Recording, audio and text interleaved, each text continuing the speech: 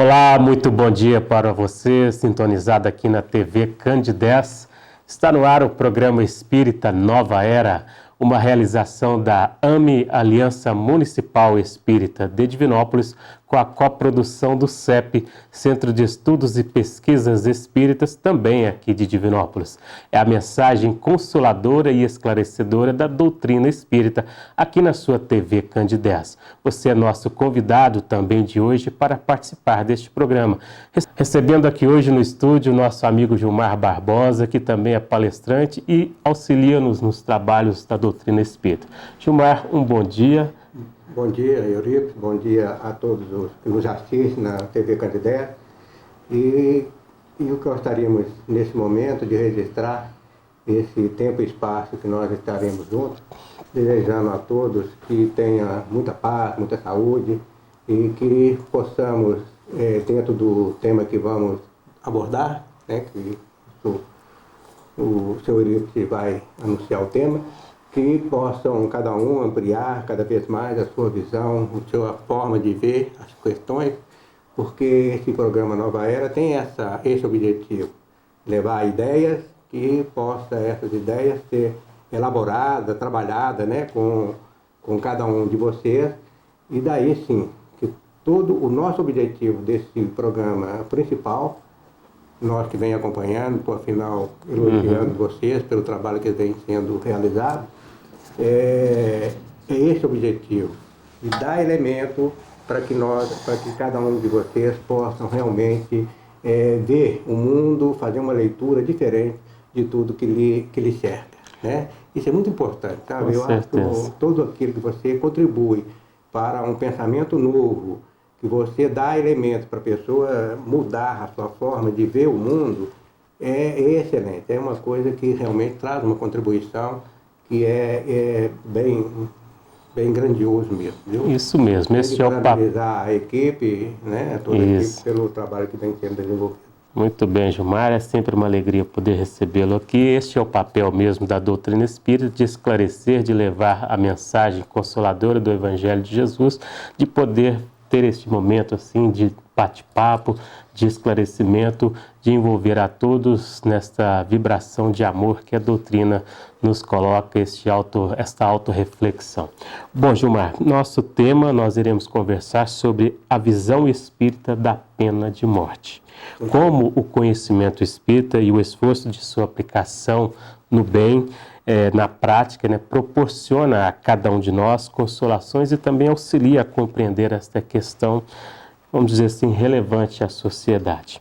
Gilmar, para iniciarmos esta questão, primeiro, o que é a pena de morte? Então, a pena de morte, ou melhor, a pena capital, é um processo legal pelo qual uma pessoa é morta, mas pelo Estado. Né, pelo Estado. É como uma punição do crime que a pessoa cometeu. Nós diríamos o seguinte: uma decisão judicial, então, é uma sentença de morte. Isso é uma sentença de morte. E a questão da sua aplicação, nós chamamos disso, denominamos disso, quando leva à morte, nós chamamos disso denominamos disso de execução. Né? Então, uma sentença de morte e a execução da morte. Então, a pena de morte é a pena considerada como um mal. Que o autor do crime deve sofrer, né, para pagar ou purgar o mal que fez.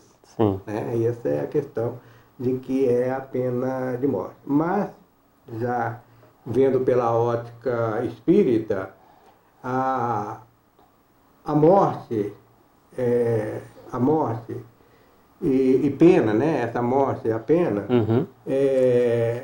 ela, enquanto na visão espírita, ela deixa de significar, ela perde essa perspectiva de corrigir, de punir, porque, na verdade, o que nós queremos falar é o seguinte: o ser humano, todos nós seres humanos, somos espíritos imortais.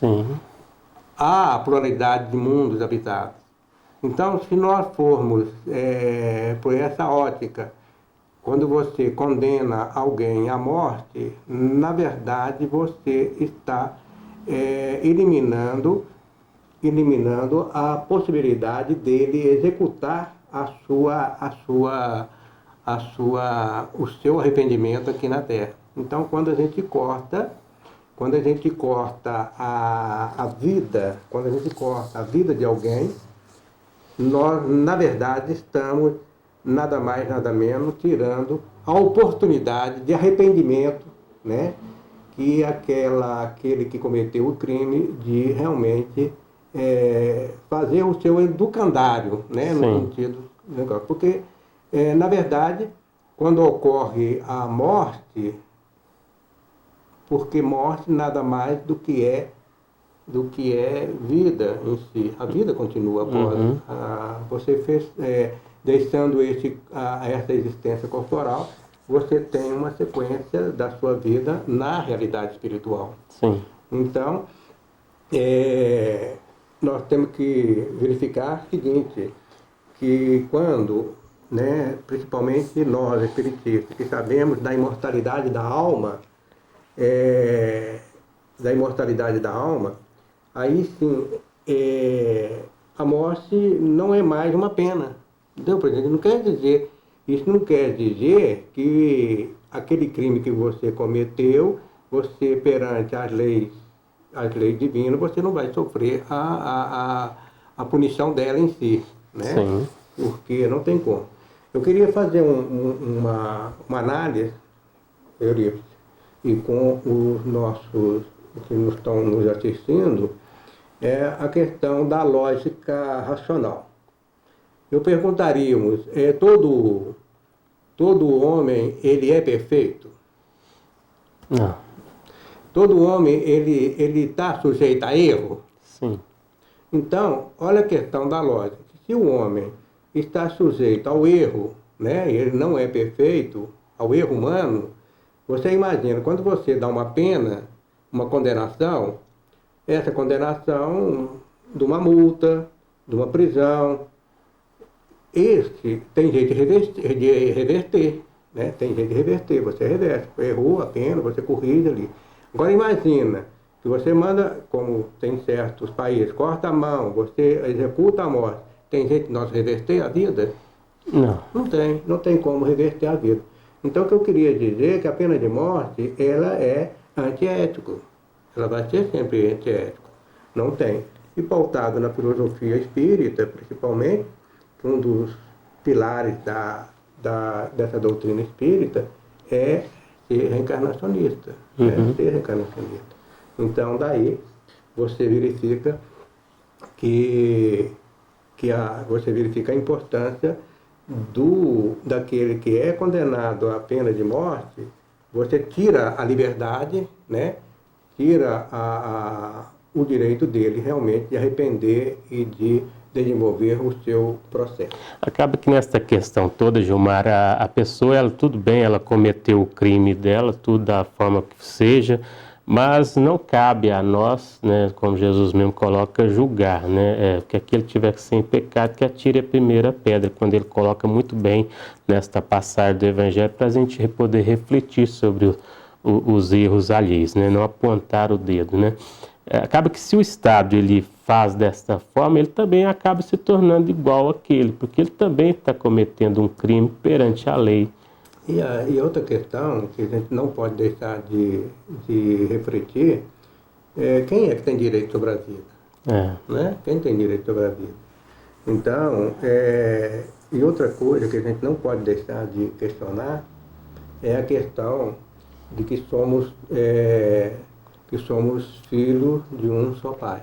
Né? Você colocou muito bem o direito sobre a vida. Baseando nesses entendimentos sobre a questão do direito sobre a vida, qual o maior e o primeiro de todos os direitos humanos? É o direito à vida. Exatamente isso que nós começaríamos de refletir. Né? Inclusive está consagrado, né, na Assembleia das Nações Unidas, isso foi em 10 de dezembro de 1948, que decretou o direito, né, para todas as nações, o direito à vida. Sim. Na nossa Constituição Federal também manteve em 1988. E a doutrina espírita, por sua vez, defende, né, na lei da conservação, com o direito à vida também, né? Bem, nós temos o planeta Terra é um educandário. Então, além da importância, né, aí que eu dirigia essas palavras agora a alguns dos magistrados que estão nos ouvindo, a importância do magistrado ao executar uma sentença, ali determinando aquela prisão para que aquela pessoa realmente possa ali refletir, pensar. Claro, é evidente que existe uma série de questões sociais, Sim. que muitas das vezes as nossas prisões ainda não dá aquele educandário que precisaria, mas só o fato da pessoa estar ali, encarcerado, sofrendo todo aquele processo, pagando aquela pena, isso é para o espírito, né? Isso para o espírito é de uma grandeza fabuloso, sabe? É de uma grandeza fabulosa, porque aquilo ali vai fazer ele refletir, já começa realmente, porque a oportunidade da reencarnação, ela é uma coisa magnífica na nossa vida, é uma questão que eu diria que é de providência divina, entendeu? Para cada um de nós. Então nós temos que aproveitar. Então realmente começa a pagar aqui mesmo, entendeu? Porque o fato também, se a pessoa comete os delitos, ele perante a lei divina, ele vai ter que resgatar. E quando fala perante a lei divina, é perante a consciência dele. Quando eu falo o pai é a nossa consciência. De né? qualquer forma... A lei de Deus está escrita na nossa consciência. Então você tem que, de uma certa forma, de resgatar consigo mesmo. Né? Essa é a questão. De qualquer forma, esse cidadão já está, conscientemente falando, já em débito, né, assim, com o mal que ele causou. Não, obviamente, não só com a sociedade, mas principalmente consigo com ele, mesmo, consigo mesmo, com seus atos, que cada um segundo suas obras, não é mesmo? Então, assim, eu digo assim, a morte não é a vida. Então, assim, obviamente, esse momento desse desenlace, esse momento dessa morte, entre aspas, para esse companheiro nessa pena de morte, nós sabemos que a nossa passagem ela será de acordo com o que nós vivemos aqui. Imagine esse companheiro nesse drama todo, nesse momento de sofrer com toda essa situação também, né? Mesmo passando aquele filme por tudo que ele causou também e passar por isso desta forma, né? Eu queria, antes de passar, porque é importante, sabe, aquela parábola do bom samaritano. Sim. Ela é de uma riqueza. Com certeza. E que eu fiz, às vezes, no momento espírita, não questionar isso. Nós verificamos um homem que descia de Jerusalém para Jericó. Sim. A passagem, estão nos ouvindo, sabe, dessas passagens, né? E aí esse homem foi assaltado por ladrão, malfeitores, Sim. que deixou esse cidadão semi-morto. Ali passou um sacerdote, e do outro lado da rua, nem deu importância, passou um levita e passou um samaritano. O samaritano é aquele, né, que não tinha uma religião. Sim. Pegou aquele homem, levou para uma hospedaria, deu todo o recurso, aí que está o registro da caridade, né, fez realmente a caridade. Mas observa que Jesus é tão rico na colocação em que aquele malfeitor, ninguém fala dele. E esse malfeitor é um filho do mesmo pai. Sim. Quem que é a mãe dele? Ele tem uma mãe, ele tem uma história, todos nós temos uma história. Todo aquele que cometeu um delito também, né, ele tem que reparar o seu erro, né? Mas reparar perante as leis humanas, tirar a vida não resolve o problema de ninguém, nunca vai resolver, né? Mas o que eu queria pontuar nisso o mestre, na sua sabedoria, ele pontua cada personagem e esse não é muito bem assim, desenvolvido, né, desse ladrão. Mas é um irmão semelhante a qualquer um de nós. E todos nós estamos sujeitos a um delito. Sim. Né? Por isso que eu estou fazendo esse pequeno registro para mostrar a riqueza quando você contextualiza qualquer parábola, né, e daí a gente tira uma série de coisas da importância, sempre defendendo toda a questão desse ladrão. Não é de querer defender, mas mostrar que todos somos de uma família só. Lembrando até Jesus, né, quando a mãe e os irmãos de Jesus foram a mãe de Jesus e os irmãos de Jesus, ele estava fazendo uma pregação e ele falou, ó, seu pai e sua mãe estão lá, seu pai e os seus irmãos estão lá fora. E aí ele questiona, quem são meus irmãos, quem é minha mãe e quem são meus irmãos. Os meus irmãos. Querendo mostrar com isso que não que ele estava desfazendo, né, da mãe e dos irmãos, mas querendo mostrar que nós somos uma família espiritual. Nós temos que ver que nós somos uma família universal. Então daí, essa questão de julgamento, é como você mesmo disse. Justamente nesse princípio que nos mostra ter compaixão para com o próximo. Porque esse também pode ser um irmão em dificuldade que nós também podemos ter de alguma forma na trajetória evolutiva ter colocado ele em certa situação de desequilíbrio, né? Levar o criminoso, então, Gilmar, à desencarnação pela pena de morte possibilita o resgate dos seus erros e sua evolução? Não, é aquilo que nós falamos, né? Você fecha as portas do arrependimento, né? Jamais faz.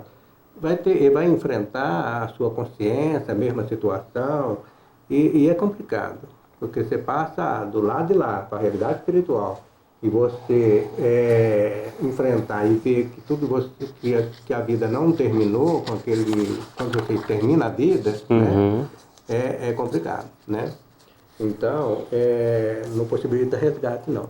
Inclusive, a gente até lembra, né, nas novelas, né, sempre como pena, né, às vezes morre o vilão da novela, né, e a gente, muitas das vezes, o público ali gostaria que realmente estivesse cumprindo a pena na cadeia e tudo mais, né. A gente tem que começar a pensar nisso aí, você vê que a gente tem que começar a trabalhar essa cultura. Não que a pessoa passou para plano espiritual, no seu desencarne, é uma situação difícil, porque nós já temos a providência divina já nos possibilita estar aqui nesse educandário para o aprendizado, para o crescimento espiritual, e daí você interrompe, né? E como se tivesse resgatar, não resgatar nada, ele vai ter que enfrentar aqui, vai ter que voltar, porque nós não podemos ignorar a questão da imortalidade da alma, a lei da reencarnação, isso é lei, não adianta você falar, não acredito, isso aí está sucedendo. O Eurípides aqui, quantas reencarnações já teve? 2.000, 2.500, 3.000? Sabe lá, né? Quantas esposas já teve? Quantos filhos que você já teve, né? Olha aí, a família espiritual aí surgindo, quantos irmãos que você já fez, quantas amizades, tudo mais. Agora, se você é causador do escândalo, você tem que pagar por tudo, não tem como. Esse pagar que eu estou me falando aqui é lei de causa e efeito. Também não tem ninguém ali para julgar nem nada, é a sua própria consciência, porque a lei de Deus está escrita na sua consciência. Então você tem que te resgatar consigo mesmo. E eu vou te falar, consciência pesada é complicado. Você não consegue dormir de forma nenhuma. Por isso que nós, no início, preliminarmente falando, esse programa abre essa abertura para fazer esses questionamentos, porque o conhecimento te leva a um aprendizado e, por suas vezes, você fica na obrigação de exercer a vida com ética, com leveza, com solidariedade, com fraternidade. Tudo isso faz parte do processo de crescimento espiritual. Nós estamos aqui, não é para ser servido, é para servir o outro. Então, nós temos que começar a prestar bastante atenção na nossa vida, tentar ser o mais ético possível, né? A gente está falando de pena de morte, mas a gente vê a pena de morte aqui no Brasil, né? Quantos abortos que acontecem, né? Dificuldade, em situação, corrupção, tudo mais, isso para mim, quantas pessoas que são mortas, né? No crime e tudo mais, é uma verdadeira execução, eu acho que é uma verdadeira pena de morte. E eu não gostaria de estar na pele de nenhum desses aí, né? Porque realmente terá que resgatar tudo isso com a sua consciência, viu? Com certeza. É necessário primeiro entender esse processo de espírito imortal, reencarnação, porque quando a sociedade no geral, porque o que acontece são a questão das outras agremiações, outras religiões que fazem com que essa questão da pena de morte seja uma coisa assim, levanta muito isso e acham que isso é necessário, que matando esse cidadão que estrupou, que cometeu tantos crimes, que vai resolver o problema da sociedade. E não é por esse caminho, né? Nós lembramos, mais uma vez, que é um espírito imortal, que vai desligar deste momento deste corpo, sim, mas vai continuar em perturbação, vai continuar em desequilíbrio, até ter uma nova condição de vir aqui reajustar com esses próprios que o levaram a esse delito, né? Então esse é o processo de... E outra coisa que eu queria deixar registrado, os países que já têm a legislação legalizada com relação à pena de morte, diminuiu, a estatística mostrou que não diminuiu nada, pelo contrário, aumentou muito mais ainda, né? Porque a pessoa fica mais revoltada, sabendo que tem a pena de morte, não, vou morrer mesmo, tá vendo? Não é por aí, nós temos que começar a repensar tudo isso aí. Muito bem. Para você que sintonizou agora na TV Candidez, estamos apresentando o programa Espírita Nova Era, a mensagem consoladora da doutrina espírita aqui na sua TV Candidez. Estamos recebendo hoje o nosso amigo Gilmar Barbosa, que é palestrante, amigo aqui do Movimento Espírita de Divinópolis. Gilmar, a pena de morte desaparecerá um dia da legislação humana? Sim, aparecerá sim. Quando houver o progresso moral, né, social. E nós estamos caminhando para isso, sim, né? A gente vê essas situações todas aí, mas o quanto que nós já evoluímos em termos da legislação e tudo mais. Isso, a tendência é cada vez melhorar mais. Mas isso acontece, ela desaparecerá, entendeu? Quando realmente houver essa reforma moral da criatura, né? É quando as pessoas realmente compreender que somos todos irmãos, que estamos aqui num processo de aprendizado e temos que aproveitar. Enquanto nós estamos aqui reencarnados, né, com essa oportunidade de fazer com que as coisas aconteçam. E fazer as coisas acontecer é ser cada vez melhor. Você tem que investir em você cada vez mais, no sentido de você ser esse homem novo, né? Esse homem novo é você realmente fugir de todos esses aspectos negativos que a vida, às vezes, nosso egoísmo, inveja, uma série de coisas. Tem que fugir de tudo isso aí e realmente investir na reforma moral. Eu não vejo outro processo a não ser através da reforma moral. Aí sim vai ser bonito, tranquilo esse processo, porque a visão do homem será outra. Com certeza. Você diria então que seria uma solução essa reforma íntima, reforma moral, para aliviar assim, ou melhor dizendo... Eu não vejo outro processo para melhorar os homens? Eu não vejo. A educação realmente muda o caráter da pessoa. Então nós vamos conseguir isso pela reforma mesmo, pela educação. A educação dos pais ali, com os filhos, melhorando as condições sociais do nosso povo. É trabalho, é emprego, o pessoal ter direito, dignidade, tudo isso é que vai fazer com que diminua essa índice de criminalidade que a gente vê. E é aquela questão que eu estou falando com você, é essa base, entendeu? É essa base. E a doutrina espírita, como tem várias correntes, claro, mas a doutrina espírita abre esse leque, né? Sim. Porque a partir do momento que você se vê como um homem imortal, na imortalidade, você sabe que todo projeto que você está fazendo, na verdade, nós temos o nosso passado, o nosso presente e o nosso futuro. Então você tem que trabalhar isso aí, né? Justamente. Não tem como não. A doutrina... Eu não vejo outro meio a não ser através da educação. Com certeza. A doutrina nos coloca muito bem de onde viemos, o que somos e para onde vamos, né? Então, justamente entender este processo de ser imortal que somos. Bom, nós estamos chegando ao final do nosso programa. Gilmar, qual mensagem você gostaria de deixar aqui aos nossos telespectadores, aos nossos amigos? Então, eu gostaria de registrar o seguinte: o pior criminoso é aquele que não conhece o seu crime. Então, acho que nós temos que começar a repensar bem mesmo a nossa vida. E como nós acabamos de falar, eu acho que o principal objetivo é você se conhecer a si mesmo. Conhecendo a si mesmo, você se possibilita a ter uma visão melhor de você, dos que estão ao seu lado e do mundo. E nós estamos aqui para contribuir para isso, né? E vamos realmente tirar da nossa na nossa visão, essa questão que a morte resolve a situação, não resolve nada.